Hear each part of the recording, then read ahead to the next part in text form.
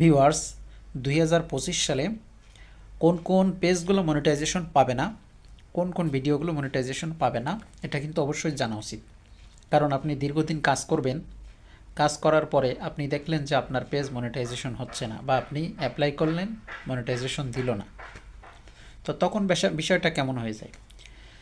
তো বিষয় হচ্ছে, আপনি অনেকেই দেখতেছি এখন বর্তমানে ভিডিও বানাচ্ছে, সেটা হচ্ছে এআই দিয়ে বিভিন্ন রকম ইমেজ জেনারেট করে একটার পর একটা ইমেজগুলো আসতেছে এবং সেখানে একটা ব্যাকগ্রাউন্ড মিউজিক ইউজ করে ভিডিওটা বানাই দিছে। তো এই ভিডিওগুলো কিন্তু মনিটাইজেশন দেবে না। আর একটা বিষয় হচ্ছে, দেখবেন যে যে কোনো একটা ইমেজ বা কোনো একটা কিছু জাস্ট নড়তেছে বা ঘুরতেছে, ঠিক আছে, বা এক কর্নার থেকে আরেক কর্নারে যাচ্ছে, আরেক কর্নার থেকে আরেক কর্নারে যাচ্ছে।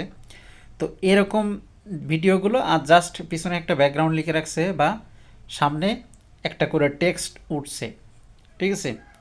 তো এই টেক্সটগুলো উঠছে, এইভাবে একটা ভিডিও বানাই থুইছে। দেখেন এই ভিডিওগুলো কিন্তু আপনার মনিটাইজেশন হবে না। সো এই ভিডিও বানাইয়ে সময় নষ্ট করেন না।